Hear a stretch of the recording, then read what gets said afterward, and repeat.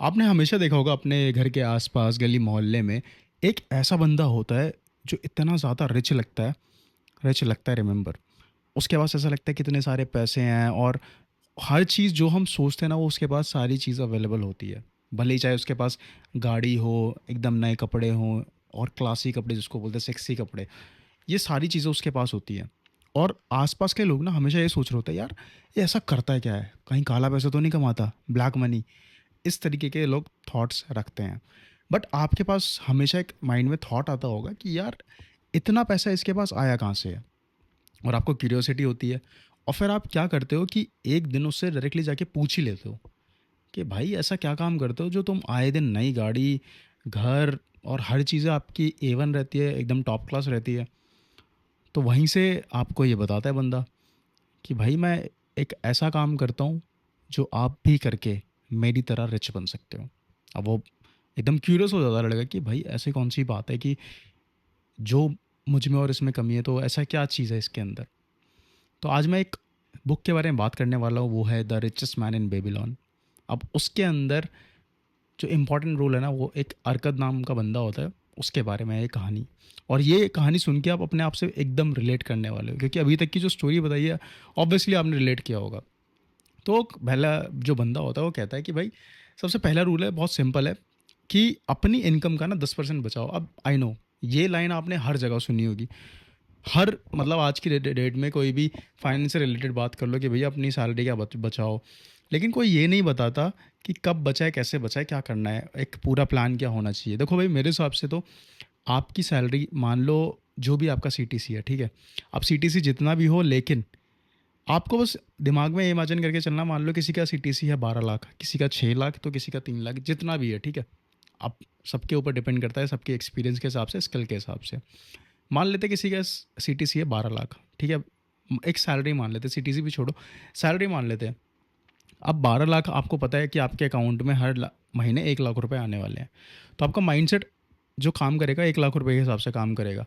लेकिन मैं कहता हूँ कि अगर आपने यही सोच ले कि सैलरी 1 लाख नहीं, मेरी सैलरी 90,000 है, अब उस 90,000 के अंदर मुझे काम करना है। अब सबसे बड़ी जो गलती करते हैं लोग, वो ये करते हैं कि सैलरी आते ही सबसे पहले, क्योंकि उनके दिमाग में सेविंग्स वाला चला जाता है कि अरे बचा लेंगे, बाद में बचा लेंगे, बट वो नहीं हो पाता। और आपने इस चीज़ को अपने साथ देखा भी होगा कि आपकी सैलरी आई, सैलरी आते ही उड़ गई, आई उड़ गई, और 15-20 तारीख आते आते आपका क्रेडिट कार्ड पे आपकी ज़िंदगी कट रही होती है। और यही साइकिल रिपीट हो रही होती है। पता है क्यों ये साइकिल रिपीट हो रही होती है? क्योंकि आप एक हार्ड डिसीजन नहीं ले पा रहे हो। आप सोचते हो, वीडियोस देखते हो, सारी चीज़ें करते हो, इवन प्लान करते हो, लेकिन उसको एग्जीक्यूशन की जब बात आती है, जब उस पे रेस पे एक होता है ना, एक्सेलरेट करने का टाइम आता है, तब आप पीछे हट जाते हो। क्योंकि अभी तक की जो आपकी हैबिट्स हैं, आप उसी हैबिट से आए दिन चलते जा रहे हो, और वो चीज़ पोस्टपोन होती जा रही है। फिर आप किसी अपने साथ वाले को देखते हो कि उसका पोर्टफोलियो भाई 1 लाख रुपए जुड़ गया, और कहाँ मैं अभी तक बस यही सोचता रहा कि मैं करूँगा अगले महीने की 1 तारीख को करूँगा, 2 तारीख को करूँगा, बट आप वो नहीं कर पाते। तो अब सबसे ज़रूरी चीज़ ये है कि 10% बचाना है। अब आपको पता लग गया होगा कि 10% बचाना है, किस तरीके से वो बचने वाला है। अब सैलरी आई, 1 लाख रुपए आई, 90,000 आपने, आपको क्योंकि इमेजिन करके चलना है कि भाई मेरी सैलरी ना 1 लाख रुपए ही है, सॉरी 90,000 ही है। 10,000 आपने आते ही अलग कर दी, अलग अकाउंट में डाल दी, ऐसा। और मेरे हिसाब से तो मैं बताता हूँ कि इतनी सारी चीज़ें आती हैं, म्यूचुअल फंड्स वगैरह भी आते हैं, और वहाँ पे भी आप इन्वेस्ट कर सकते हो, और 3 साल के लिए वो पैसा लॉक भी हो जाता है कि आप उस पैसे को निकाल नहीं पाओगे। ELSS फंड आई गेस वो होते हैं, तो बाकी आपको रिसर्च करनी पड़ेगी, लेकिन वहाँ पे आपका पैसा सेव होता है। और जब वो पैसा जुड़ता है ना यार, तब पता चलता है। और मेरे हिसाब से आपको सेविंग इस ऐसी जगह पे करनी चाहिए जो पैसा आप देख ना पाओ, डेली के डेली उसका वो ना कर पाओ। क्योंकि हमारे दिमाग में ये रहता है कि अरे अगर मेरा यहाँ से कम हो गया तो मैं यहाँ से कर लूँगा। या तो आपका माइंडसेट इतना स्ट्रांग है कि भाई अगर मैंने कोई पैसा किसी नाम का काम का डाल दिया है, फ्यूचर के लिए डाल दिया है, तो मैं पैसा निकालूंगा ही नहीं, भले ही चाहे कुछ भी हो जाए। लेकिन हम में से बहुत सारे लोग इस चीज़ को फॉलो नहीं कर पाते, इस चीज़ को हम एक्सेप्ट कर लेते हैं। सो आज के ज़माने में आप क्या कर सकते हो, सेविंग्स के लिए आप SIP शुरू कर सकते हो, ठीक है। पहले दिन से, जैसे मैंने बताया कि इस तरीके से ही आपका होगा। अब वो भाई साहब बताते हैं कि दूसरी चीज़, अगर आपको रिच बनना है तो आपको अपने एक्सपेंसेस कंट्रोल करने पड़ेंगे। अब एक्सपेंसेस पता है क्या होते हैं? अब देखो, ये तो है नहीं कि आप अच्छा खाओ, अच्छा पहनो, सारी चीज़ें अच्छी करो, उसमें कोई डाउट नहीं है, बट एक्सपेंसेस हम उनको काउंट करते हैं जो, मान लो कि मेरे घर के नीचे शॉप है, या मेरे आसपास के नीचे शॉप है। अब यहाँ पे बहुत एक डीप बात बताने वाला हूँ, इस बात को शायद बहुत लोग रिलेट कर पाएँ या मिस कर जाएँ इस चीज़ से, कि आपने किसी, मैं आपका किसी का नाम नहीं लूँगा, बट किसी ऐप से आपने ऑर्डर करिए। अब वो चीज़ पता है, आप उस चीज़ के ₹50, ₹10, ₹20 एक्स्ट्रा दे रहे हो, और वो चीज़ आपको पता है कि आप नीचे शॉप से जाके उसको खरीद के ला सकते हो। अब यहाँ पे फ़ायदा क्या हुआ? एक तो आपका स्टेयर्स चढ़े, आप उतरे, आपकी वॉक हो गई, ठीक है? आपके हेल्थ के लिए अच्छा हो गया। दूसरी चीज़, आपके पैसे बच गए। अब जो चीज़ आपको ऑनलाइन ₹150 की मिल रही थी, वो आप ऑफलाइन जाके 70, 80, ₹100 में ले आए विदाउट एनी डिलीवरी चार्जेस और बिना किसी चीज़ के। ठीक है? तो इस तरीके के एक्सपेंसेस जो है वो कंट्रोल करना है, और ये भी देखना है कि यार अगर कोई चीज़ आपको सेल में मिली, ठीक है? अब वो सेल उसके लिए थी जिसको ज़रूरत थी। अगर आपको ज़रूरत ही नहीं थी तो आपने वो ₹60, ₹70, 1000, 2000, 10,000 वो आपने खर्च किए, क्योंकि आपको ज़रूरत नहीं थी और आपके माइंड है अरे सेल लगी है, क्योंकि और लोगों को ₹100 में मिल रही थी वो चीज़, और वो सेल के अंदर ₹70 की हो गई, ₹80 की हो गई, तो आपने अपने ₹70 एक्सपेंड वहाँ पे एक्सपेंस किया है वहाँ पे, ठीक है? ये नहीं कि आपने ₹70 बचा लिए। तो इस चीज़ का हम बहुत सारे लोग नहीं सोचते इस चीज़ के बारे में, इसलिए हम in the end of the month हम यही सोचते हैं, यार पैसा भी कमाता हूँ और सबको लगता है भी भाई अच्छा कमाता है, लेकिन हो क्या रहा है एंड में? एंड में पता चल रहा है कि पैसा ही नहीं बच पा रहा है। तो सबसे बड़ा रीज़न यही होता है। और दूसरी चीज़ है, जैसे जैसे आपकी इनकम बढ़ेगी वैसे वैसे आपके खर्चे ही बढ़ेंगे, इस बात को मान लो, क्योंकि आप देखो, आपकी शुरुआती सैलरी जितनी भी रही हो, जो शुरुआती बिजनेस का टर्नओवर जितना भी रहा हो, आपको उस टाइम लगता था कि भाई कितना पैसा है। इमेजिन करो फर्स्ट जॉब आपकी, जब आपको पैसा मिलता था, स्टाइपेंड मिलता था, इंटर्नशिप होगी 10-15 हज़ार 20,000, तो उस टाइम कितनी खुशी होती थी, और ऐसा लगता था कि भाई मैं तो दुनिया का राजा हूँ, 20,000 में तो पूरी ज़िंदगी काट दूंगा। बट आज की डेट में वही 20,000 के 20 लाख भी हो गए, तब भी आपके खर्चे उस हिसाब से बढ़ गए हैं। ऐसा क्यों हुआ? क्योंकि हमारी सैलरी, हमारे लाइफ की जो एक्सपेक्टेशन है ना, लाइफ से एक्सपेक्टेशन वो ज़्यादा बढ़ गई है, बहुत ज़्यादा बढ़ गई है। और इसी वजह से यही रीज़न है कि हम हमेशा परेशान रहते हैं, क्योंकि एक बोलते हैं कि नेवर सेटल, बिल्कुल सेटल नहीं करना चाहिए आपको, बट एक चीज़ का ध्यान रखना चाहिए।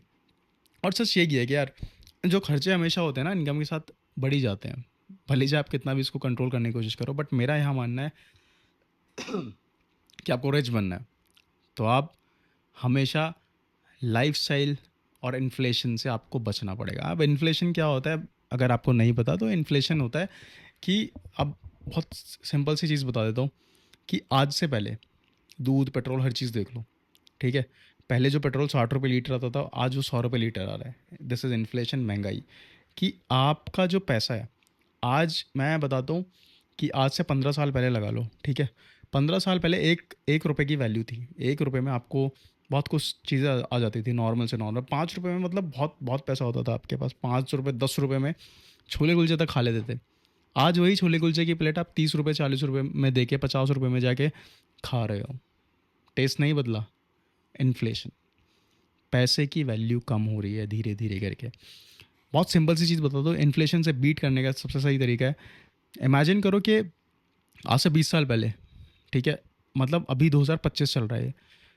सेम अगर कोई बंदा ये वाली बात 2045 में जाके बोले, 2045 में जाके बोले यही बात, कि आज वो जो 1 केजी गोल्ड की वैल्यू है, अब इसी चीज़ को मैं और पीछे लेके चलता हूँ, 2025 चल रहा है तो 2005 में लेके आते हैं।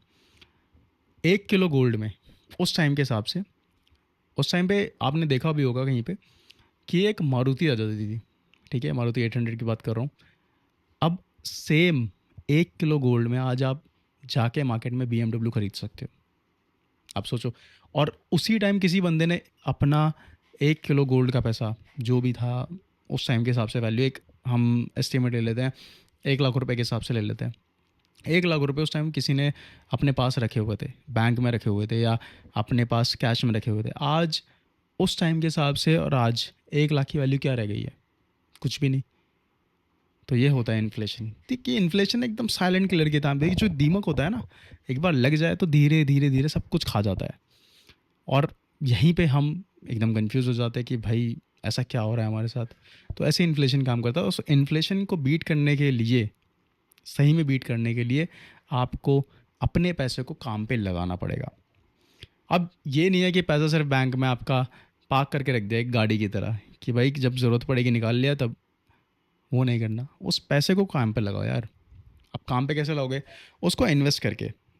अब इन्वेस्ट करने के 10 तरीके हैं आज की डेट में भाई साहब। म्यूचुअल फंड्स हो गए, बिजनेस हो गए, एसेट्स को ग्रो करे, हर चीज़ में ये सब चीज़ें आपकी कैपिटल को बढ़ाती हैं और यही चीज़ें आपको इन्फ्लेशन को बीट करती हैं। अब इसके अंदर भी बहुत सारी चीज़ें होती हैं, ये नहीं है कि म्यूचुअल फंड में मैंने बोल दिया। कौन से म्यूचुअल फंड भाई, इतने सारे मार्केट में है। तो भाई मैं एक चीज़ बताता हूँ, ये भी एक स्किल है। अपने पैसे को ग्रो करना ना, ये भी एक स्किल है। और ये स्किल कैसे आएगी? आपको काम करना पड़ेगा। आप रिसर्च करो, रिसर्च करोगे। एक फाइनेंशियल जो लिटरेसी है वो बहुत ज़्यादा कम है इंडिया में। लोगों को पता ही नहीं है, बस उठा के दे दिया म्यूचुअल फंड में कितना जा रहा है, कहाँ पे कितना जा रहा है, और ईटीएफ्स में मुझे इन्वेस्ट करना चाहिए। 10 चीज़ें हैं भाई, आप एक बार निकलो तो सही। और निकलना भी नहीं है, निकलना क्यों है? आपके पास फ़ोन है जिसको आप रील्स स्क्रॉल करने में इतना टाइम लगाते हो, उससे बढ़िया आधा घंटा भी अगर आप डेली अपनी टास्क लिस्ट बनाओगे, ठीक है, टास्क लिस्ट बना के आप उस पर अपना लिखते रहो कि हाँ number 1, number 2, number 3। Daily task list आपको हमेशा ऑन ट्रैक रखेगी। अगर आपकी लाइफ में टास्क लिस्ट नहीं है ना, तो आपका टाइम कोई और कंट्रोल कर रहा होगा। अगर आप चाहते हो खुद का टाइम कंट्रोल करना, ऑफिस से आने के बाद अपने, कहते हैं ना 9 to 5 टू 6 to 10, 6 to 10 पे अगर काम करना है, तो वही चीज़ आपको टास्क लिस्ट बनाएगी, डेली टास्क लिस्ट। बस टास्क क्या है? एक टू डू लिस्ट जिसको बोलते हैं, रात को बनाई, आज रात को सोने से पहले ये बनाई कि कल मुझे पूरे दिन में ये काम करना है, भले चाहे रात के 2 क्यों ना बज जाए, आपको सुबह 6 बजे उठ के जिम क्यों ना जाना हो, कहीं भी जाना हो। बट जब आप करोगे ना, एक हफ्ते के लिए करके देखना, बस बहुत शॉर्ट छोटा सा टाइम दे, बड़ा टाइम नहीं, एक हफ्ते के लिए करके देखना। उसके बाद जर्नल करना अपने आप को, एक हफ्ते से पहले आप कैसे फील कर रहे थे, क्या चीज़ें थी, एक हफ्ते के बाद क्या क्या चीज़ें चेंज हुई हैं, करके देखो भाई। मज़ा तो तभी आएगा। और उसके बाद ये सारी चीज़ें तो हो जाती है, देखो बिजनेस में ग्रो। अब उसको प्रोटेक्ट कैसे करना है? अब मान लो एक बहुत सिंपल सा एग्जांपल देता हूँ कि आपने अपना कैपिटल डाला, कहीं पे यस बैंक के शेयर ले लिए और कहीं पे आपने रिलायंस के शेयर ले लिए। तो रिलायंस ने तो बना दिया हीरो और यस बैंक ने बना दिया, वेल हम सबको पता है यस बैंक, वोडाफोन, इन सब की कहानी। सो इसलिए एक, जो मैं बोलता हूँ ना, खुद का दिमाग लगाओ भाई, दूसरे के भरोसे मत बैठो कि उसको ये एक्सपर्ट है वैसे। खुद का दिमाग लगाओ, उससे क्या होगा, आपको डबल नॉलेज मिलेगी। अब डबल नॉलेज मिलेगी तो वही चीज़ आपको जाके हेल्प करेगी, ठीक है। अब आपने कोई म्यूचुअल फंड चुना, कोई भी चीज़ चुनी कि भाई मेरे फलाने दोस्त ने बोला था, अरे भाई उस दोस्त ने कहीं से सुना हो तो, अगर चलो ठीक है, उसको आप क्या चाहिए, बस शो ऑफ थोड़ी आप तारीफ करो, भाई तुझे तो सब कुछ आता है, ये सारी सारी चीज़ें हैं। लेकिन आप एक चीज़ का ये सोचो ना कि यार, अगर मैं उस चीज़ पर पढ़ाई करूँगा, मैं थोड़ा सीखूंगा, मैं कहता हूँ 15 मिनट भी दे दोगे ना डेली के, डेली के 15 मिनट, 15 7 से कितना होते हैं, कमेंट में बताना।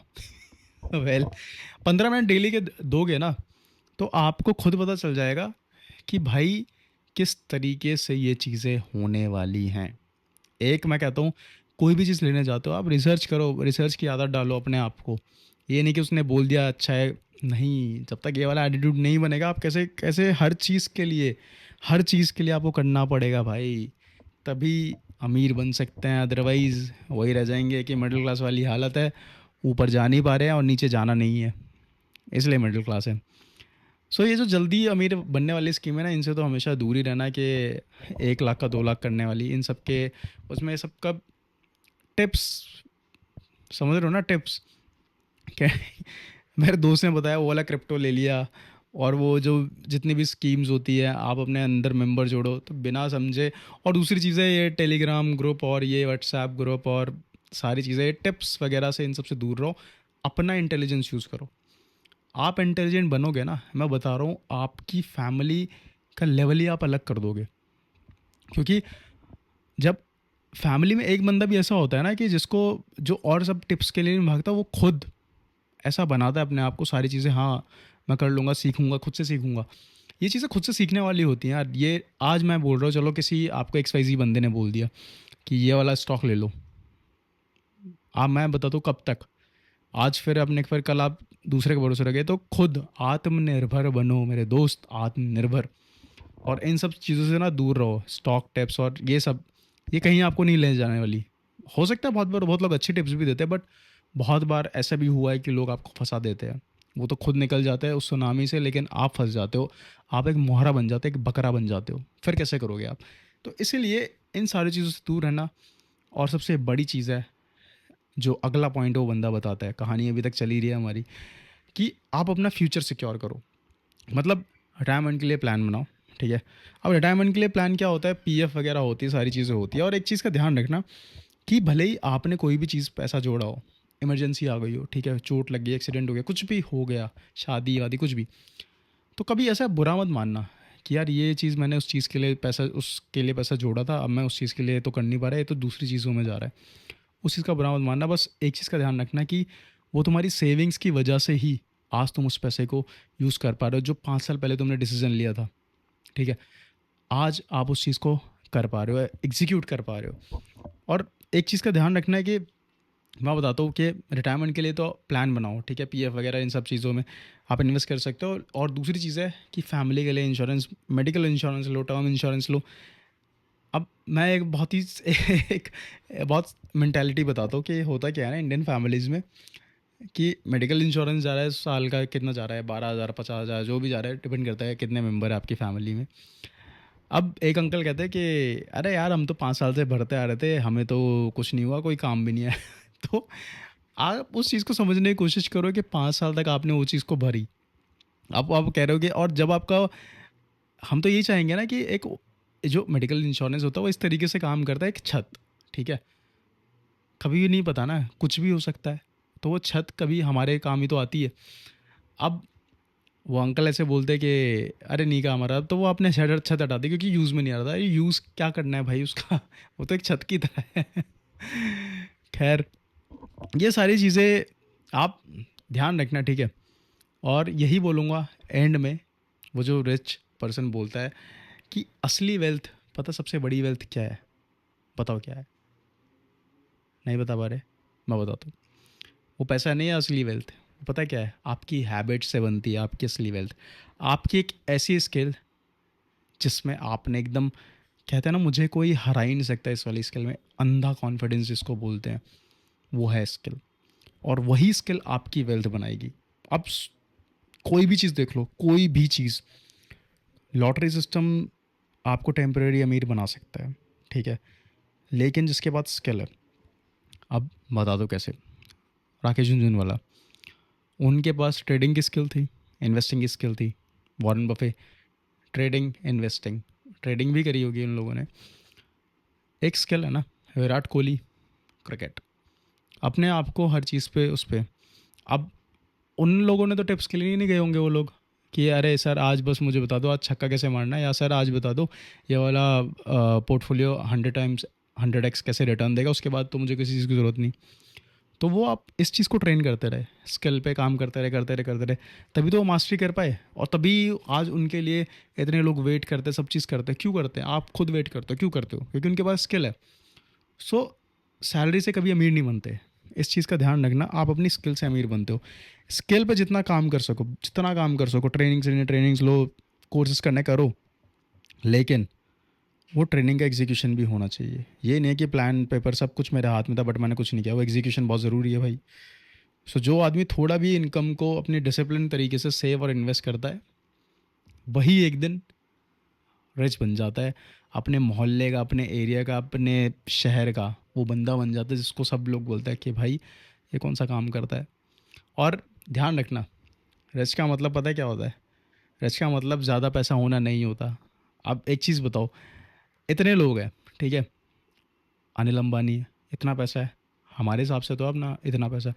तो पैसा कभी ज़्यादा कम कम ज़रूर पड़ता है, ज़्यादा कभी नहीं पड़ता। कोई आज की डेट में नंबर 1 है तो उसने काम करना नहीं छोड़ा, वो काम कर रहा है, निरंतर काम कर रहा है। और ऐसा बंदा नहीं है कि भाई कि काम छोड़ छाड़ के बैठ गया मैं तो नंबर 1 बन गया। नहीं, नंबर 1 पे बनना और वहाँ पे फिर स्टैंड करना, एक कंसिस्टेंटली स्टैंड करना, that is the greatest skill जिसको बोलते हैं। और अगर आप अपने मोहल्ले का वो रिच पर्सन बनना चाहते हो तो देखो बहुत ही सिंपल रूल है, सेव करो, स्पेंड वाइजली, वही जो अभी कहानी बताई। दूसरी चीज़ है इन्वेस्ट करो टाइम टू टाइम, और उस इन्वेस्टमेंट को प्रोटेक्ट भी करके रखो, और अपना फ्यूचर भी प्लान करो। और साथ में हमारे सब्सक्राइबर काउंट हो गए हैं इस वीडियो पे 14। मतलब मुझे इतनी खुशी हुई कि लास्ट वीडियो में शायद 8 थे, 8 12 के आसपास थे, अब 14 हो गए हैं। तो बहुत ज़्यादा खुशी होती है यार। ऐसे सब्सक्राइब करते रहो, जर्नी में आगे बढ़ते, साथ में ग्रो करते हैं, स्किल को मास्टर करते हैं। और फिर बनते अपने मोहल्ले के रिच। मिलते हैं अगले वीडियो में, तब तक हाउस ऑफ मनी को सब्सक्राइब कर देना।